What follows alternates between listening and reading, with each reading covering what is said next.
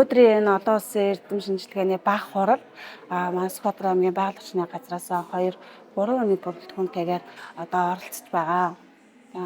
Өнөөдрийн энэ арга хэмжээнд оролцсон болсон одоо энэ шалтгаан маань гэх юм бол Монгол орны хэмжээнд нүүрдэд байгаа цөлжилт, хураашилт, уур амьсгалын өөрчлөлт, түүн дундаа говийн бүсэд одоо яг ямар одоо цөлжилтийн асуудал хэр зэрэг хурцтай явагдаж байгаа. Үүний эсрэг авж байгаа арга хэмжээнүүд маань яг одоо ямар менежментийн асуудлыг ярьж, ямар менежмент хийгдэж байгаа талаар нь одоо судалж, туршлага судлах зорилготойгоор бид нар энэхүү арга хэмжээнд оролцож байна. Манай Сүхбаатар аймгийн хувьд бол ерөнхийдөө тал хэрийн бүс нутагт ордог.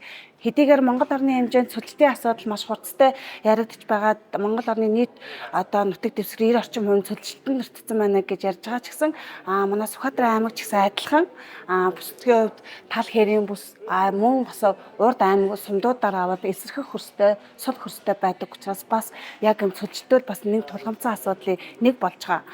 Үүнтэй холбогдуулаад авж байгаа арга хэмжээ сүүлийн жилүүдэд мэдээж бид нар цөлжилтийг сааруулах, уур амьсгалын өөрчлөлтийг сааруулах зорилгоор байгаль орчны чиглэлийн маш олон ажилтнуудыг төсвөлтөрүүдийг одоо хийж байгаа.